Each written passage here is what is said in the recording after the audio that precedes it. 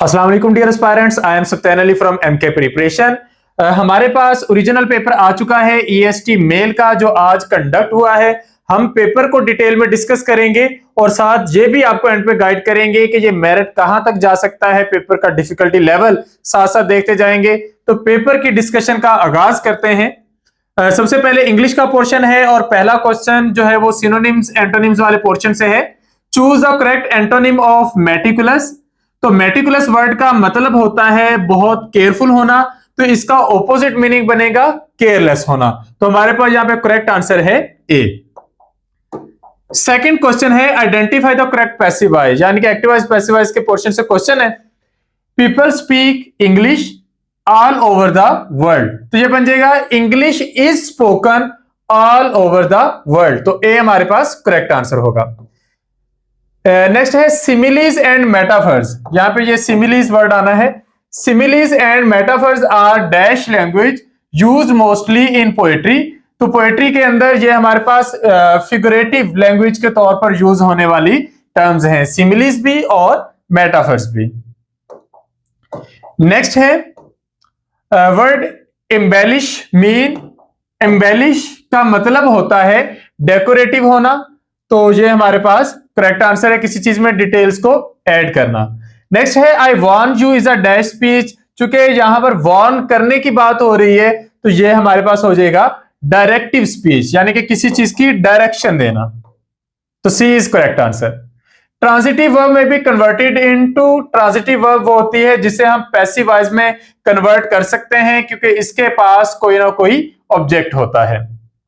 Question number 7 है a minimal pair differs इन। एक minimal pair के अंदर एक साउंड का डिफरेंस होता है, तो हमारे पास यहां पे करेक्ट आंसर बनेगा सी। वन फोनोलॉजिकल सेगमेंट या वन फोनीम का इसमें जो डिफरेंस आता है, जिस तरह के बैट और PAT.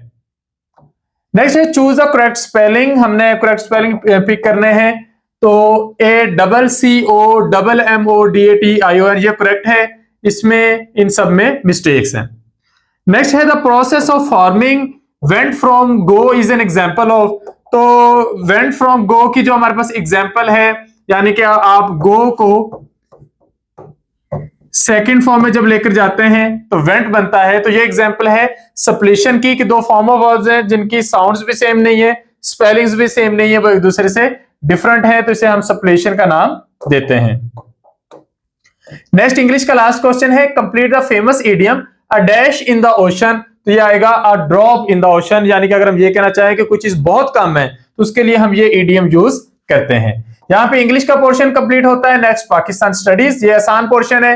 Who presented the Pakistan resolution in 1940। तो मौलवी AK फजलुल हक ने 1940 में करारदाद पाकिस्तान पेश की थी। नेक्स्ट है in 1961 president Ayub Khan promulgated dash laws ordinance. तो 1961 में प्रेसिडेंट अयूब खान ने इंट्रोड्यूस करवाया था फैमिली लॉज ऑर्डिनेंस। इसके बाद है लेक हमूने मशकिल, ये कहां पर है? तो ये लेक पाई जाती है बलूचिस्तान में, तो D is are correct answer. Pakistan became an Islamic republic in Pakistan. 1956 के आयन के मुताबिक इस्लामिक रिपब्लिक को पाकिस्तान डिक्लेयर किया गया। Silk route Pakistan, it lies between Pakistan and dash country. तो ये पाकिस्तान और चाइना के दरमियान है। The capital of Pakistan was shifted from Karachi to Islamabad. तो 1967 में जो कैपिटल था वो कराची से इस्लामाबाद में शिफ्ट कर दिया गया था। उससे पहले पाकिस्तान का दारुल हुकूमत कराची था, लेकिन फिर इसे इस्लामाबाद ट्रांसफर कर दिया गया। Who wrote the book now और नेवर? तो चौधरी रहमत अली ने किताब लिखी थी नाउ और नेवर, जिसमें उन्होंने पाकिस्तान का नाम तजवीज किया था। चौधरी रहमत अली इंग्लैंड में एक पाकिस्तानी स्टूडेंट थे और वहां पर ये आप कह सकते हैं कि नया मुल्क बनाने के बहुत स्ट्रॉन्ग सपोर्टर थे। The Indus valley civilisation flourished around दरिया सिंध के किनारे आबाद होने वाली तहजीब, जिसे हम इंडस वैली सिविलाइजेशन कहते हैं, ये आबाद हुई थी, फ्लोरिश हुई थी तकरीबन 2500 बिफोर कॉमन एरा या बिफोर क्राइस्ट। यह हजरत ईसा अलैहिस्सलाम से भी कोई 2500 साल पुरानी तहजीब है। The Shimla agreement was signed in. Shimla agreement sign हुआ था जुल्फकार अली भुट्टो और इंदिरा गांधी के दरमियान, जिसमें प्रिजनर्स ऑफ वार वाला मामला भी डिस्कस हुआ। तो 2 जुलाई 1972 को शिमला एग्रीमेंट साइन किया गया। Total area of sir creek is, total area जो है सर क्रीक का वो 96 किलोमीटर है। और ये पाकिस्तान स्टडीज का पोर्शन कंप्लीट हुआ। नेक्स्ट हमारे पास मैथमेटिक्स का पोर्शन है और उसमें पहला क्वेश्चन है क्वाड्रेटिक इक्वेशंस में से। और ये हमारे पास एक क्वाड्रेटिक इक्वेशन है, if X square plus K X plus 4 is equal to 0, it has roots differing by 2, then K equals. हमने यहाँ पर के की वैल्यू फाइंड आउट करनी है। अब यहां पर हम इसे सॉल्व करते हैं। पहले नंबर पर अगर हम इसकी रूट्स लिखें अल्फा और बीटा, तो उसका जो डिफरेंस आ रहा है वो हमारे पास 2 आ रहा है। सेकंड नंबर पर हमने ये के की वैल्यू फाइंड आउट करनी है, तो उसके लिए हम इसका सम और प्रोडक्ट निकालेंगे, अल्फा प्लस बीटा। उसके लिए हमारे पास यहाँ पर एक्स स्क्वायर है, तो ए की वैल्यू हमारे पास यहाँ पर 1 है, क्योंकि हमें यहाँ पर कोएफिशिएंट जो है अलग से नहीं दिया गया, तो 1 है। बी की वैल्यू आपके पास के है और सी की वैल्यू आपके पास 4 है। तो इन वैल्यूज को आपने यूज करना है। तो alpha plus beta is equal to minus B divided by A, minus B यानी कि माइनस के और डिवाइडेड बाय ए यानी कि डिवाइडेड बाय 1। तो आपके पास इसकी वैल्यू आ गई माइनस के। इसी तरह अगर आप इसकी प्रोडक्ट निकालें, तो प्रोडक्ट निकालने का फार्मूला होता है सी डिवाइडेड बाय ए। सी की वैल्यू आपके पास 4 है, ए की वैल्यू 1 है, तो इसकी प्रोडक्ट अगर आप निकालें तो आपके पास उसका आंसर आ जाएगा 4। तो यहां पर आप अलजेब्रा की एक स्टैंडर्ड इक्वेशन यूज करेंगे कि अल्फा माइनस बीटा का square is equal to alpha plus beta का स्क्वायर माइनस 4 अल्फा बीटा, यानी कि जो इसके रूट्स है उनके हमने स्क्वायर लेने हैं। तो ये हमारे पास इसका जो डिफरेंस है वो ऑलरेडी क्वेश्चन में दिया गया 2 का स्क्वायर। इसका जो सम है वो हमारे पास माइनस के है, तो माइनस के का स्क्वायर और माइनस 4। ये जो हमारे पास प्रोडक्ट है वो आपके पास है 4। तो इसको जब आप सॉल्व करेंगे, माइनस के का स्क्वायर आएगा के का square, minus 4 multiply 4 minus 16। Minus 16 को हम इधर लाकर 2 के स्क्वायर के साथ जमा करेंगे। 2 का स्क्वायर 4 होता है, 4 और 16 20। तो आपके पास के स्क्वायर की वैल्यू आ गई 20। आपने यहां से के की वैल्यू फाइंड आउट करनी है। तो जब आप इसका स्क्वायर रूट लेंगे दोनों साइडों पर, तो 20 का स्क्वायर रूट आपके पास क्या बनेगा, उसके लिए आपने 20 की फैक्टराइजेशन करके देखनी है, वो हम यहां पे कर लेते हैं। ये हो जाएगा 2 10s are 20, 2 5s are 10 and 5 1s are 5, यानी कि 2 स्क्वायर मल्टीप्लाई 5। तो ये हो जाएगा 2 स्क्वायर मल्टीप्लाई 5, और इसका जो है ये स्क्वायर इसके साथ कैंसिल हो जाएगा, तो ये हो जाएगा 2 स्क्वायर रूट 5। और अब इसकी वैल्यू जो होती है वो प्लस में भी हो सकती है और माइनस में है, यानी कि दोनों तरह की पॉसिबिलिटीज हो सकती हैं। तो हमारा यहां पर जो करेक्ट आंसर बनेगा वो आएगा both A and B. Next question है, complex number x plus i y is imaginary if. अब यहां पर जो आपके पास ये कॉम्प्लेक्स नंबर है, इसके 2 हिस्से हैं, रियल पार्ट, इमेजिनरी पार्ट। तो ये पूरा पार्ट इमेजिनरी होगा अगर रियल पार्ट आपके पास 0 के बराबर हो, तो आपका करेक्ट आंसर आएगा x is equal to 0। Next है, if x plus 1 divided by x is equal to 3, then x square plus 1 divided by x square को हमने फाइंड आउट करना है। तो यहां पर आप अलजेब्रा का एक सिंपल मेथड यूज करेंगे, a प्लस b का square is equal to a square plus b square plus 2ab, यानी कि यहां पे आप कर सकते हैं फर्स्ट वैल्यू का स्क्वायर प्लस सेकंड वैल्यू का square plus 2 multiply first value multiply second value. अब x plus 1 divided by x की आपके पास वैल्यू 3 है, तो 3 का स्क्वायर लेंगे, ये आ जाएगा x square plus 1 divided by x square. x के साथ कैंसिल हो जाएगा, तो ये हो जाएगा प्लस 2, ये आएगा 9 प्लस 2 इधर आकर हो जाएगा minus 2। x square plus 1 divided by x square is equal to 9 minus 2, और आपका आंसर आ जाएगा 7। So 7 is your correct answer. Next है, for what value of m the roots of 3x square plus 2x plus m is equal to 0 are equal. अगर आपके पास roots किसी भी quadratic equation के इक्वल है, तो उसका मतलब यह है कि उसका जो डिस्क्रिमिनेंट है दैट इज इक्वल टू 0। तो अगर आपके पास डिस्क्रिमिनेंट 0 के इक्वल है, तो डिस्क्रिमिनेंट होता है b square minus 4ac is equal to 0। तो a आपके पास है, ये आपके पास b है, और ये आपके पास c है। a की वैल्यू आपने b की वैल्यू पहले पुट करनी है, b स्क्वायर की जगह आ जाएगा 2 स्क्वायर माइनस 4, a की वैल्यू आपके पास आ रही है 3, और c की वैल्यू आपके पास आ रही है m। तो ये हो जाएगा 4 minus 4 multiply 3 12m is equal to 0। ये जो 4 है दूसरी साइड पे जाके माइनस का 4 हो जाएगा, दोनों माइनस एक दूसरे के साथ कैंसल, तो ये हो जाएगा 12m इज इक्वल टू 4 और 12 को उधर ले जाकर अगर आप डिवाइड कर दें तो ये हो जाएगा 1 डिवाइडेड बाय 3। तो ये आपका क्वेश्चन सॉल्व हो गया। नेक्स्ट है degree of polynomial 2x raise to power 4y cube plus X square Y square plus 8x। अब इसकी जो ये आपके पास पॉलिनोमियल है, ट्राइनोमियल भी कह सकते हैं, 3 इसके अंदर वैल्यूज हैं। इसकी जो डिग्री है वो है 4 + 3 7, इसकी है 2 + 2 4 और इसकी है 1। अब हमने जो सबसे बड़ी डिग्री उसको कंसीडर करना होता है, तो हमारा आंसर है 7। नेक्स्ट क्वेश्चन लोगारिथम के पोर्शन से है log x square y cube minus 2 log x is equal to. तो यहां पर हमने इसको सॉल्व करना है। log x square y cube, इसका मतलब होता है log x square plus log y का क्यूब। जब आप इसे सॉल्व करेंगे तो ये हो जाएगा 2 log x plus 3 log y। अब आपने इसे इसके अंदर पुट करना है, तो जब आप इसकी जगह वो दोनों वैल्यूज लिखेंगे तो ये बन जाएगा 2 log x plus 3 log y। ये इसकी जगह आ गया और ये अपनी जगह पर वैसे का वैसे -2 log x। -2 log x plus 2 log x के साथ कैंसिल हो जाएगा, बाकी रह जाएगा 3 log y, जिसे आप लिख सकते हैं log y का क्यूब। तो ये आपका करेक्ट आंसर है। नेक्स्ट है if sin theta is equal to 3 divided by 5 find cos theta in first quadrant. तो यहां पर आपने सिंपली इक्वेशन यूज करनी है sin square theta plus cos square theta is equal to 1। sin theta की value है 3 divided by 5, तो आप इसका स्क्वायर लेंगे plus cos square theta is equal to 1 करेंगे। ये आपके पास हो जाएगा 9 divided by 25 plus cos square theta is equal to 1 आ रहा है। 9 डिवाइडेड बाय 25 को आप इस साइड पर ले आएंगे तो ये हो जाएगा 1 माइनस 9 डिवाइडेड बाय 25। अब आपने सिंपली से एलसीएम मेथड से सॉल्व करना है और आपका आंसर आ जाएगा 16 डिवाइडेड बाय 25। अब चूंकि ये स्क्वायर है तो आपने स्क्वायर तो फाइंड आउट नहीं करना, आपने फाइंड आउट करना cos थीटा। तो उसके लिए इधर भी स्क्वायर रूट लेंगे, इसका भी स्क्वायर रूट लेंगे और आपका आंसर आ जाएगा 4 डिवाइडेड बाय 5। तो ये आपका करेक्ट आंसर है फर्स्ट क्वाड्रेंट के लिए। नेक्स्ट क्वेश्चन है if 625 is the sum of 5 consecutive odd integers then what is the largest of these integers। For example आपके पास पहला इंटीगर n है और दूसरा इंटीगर है आपके पास n+2। क्योंकि आप ओड नंबर ले रहे हैं तो 2 का गैप आता जाएगा, यानी कि ये 7 है तो ये 9 होगा इस तरीके से।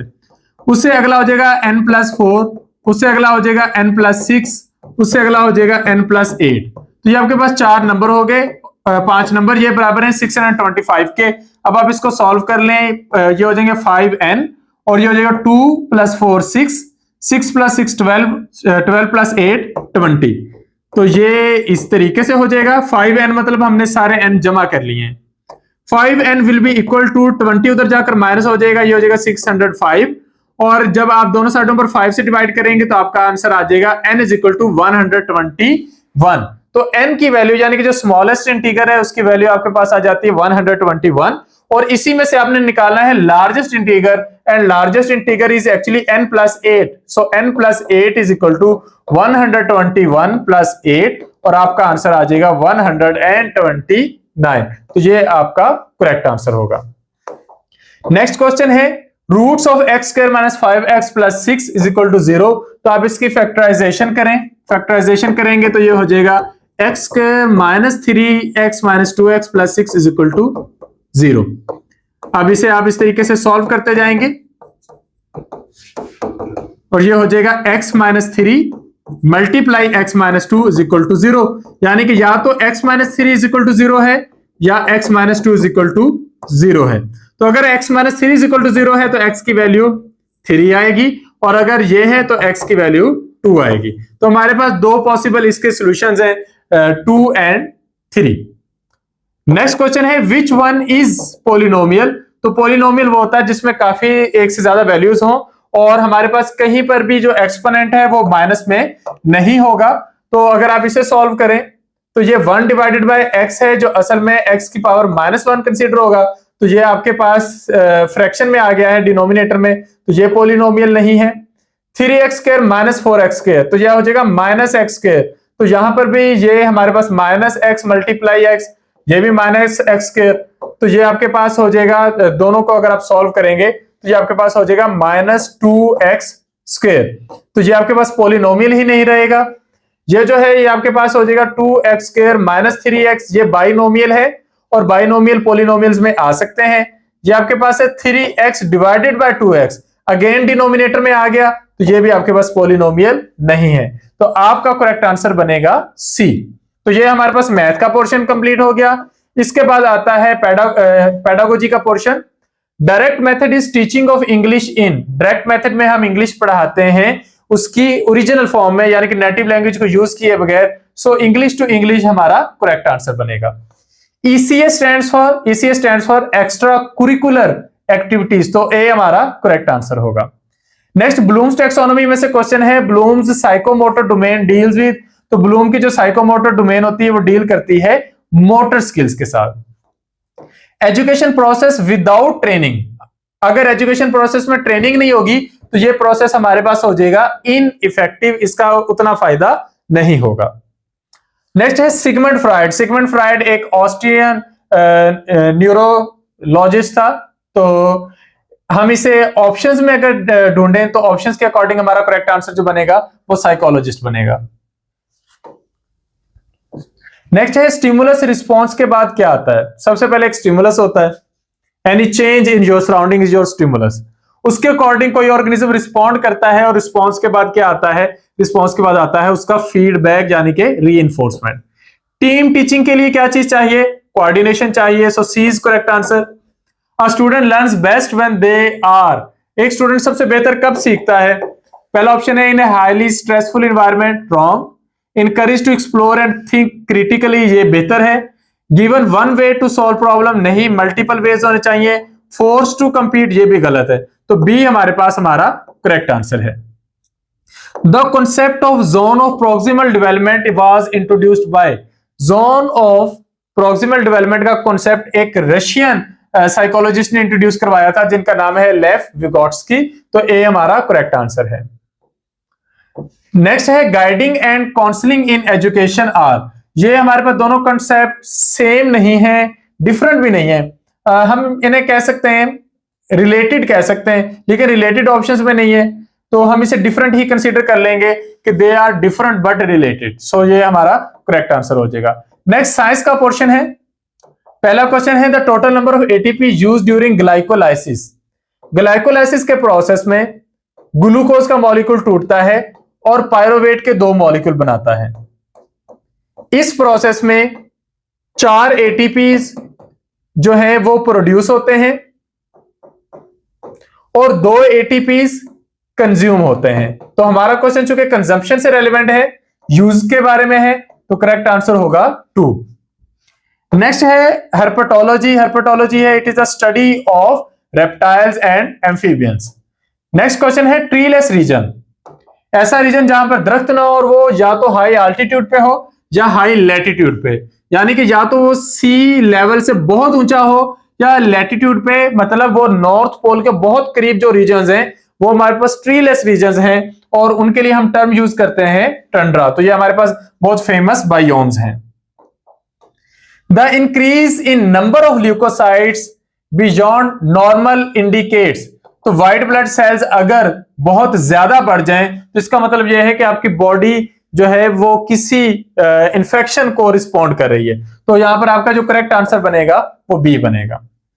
इन system international units newton per metre square is a unit of, newton per metre square is actually force applied per unit area, तो फोर्स का यूनिट आपके पास न्यूटन है, एरिया मीटर स्क्वायर में, तो ये हो जाएगा न्यूटन पर मीटर स्क्वायर, तो ये आपके पास प्रेशर बनेगा, तो ये आपका करेक्ट आंसर है।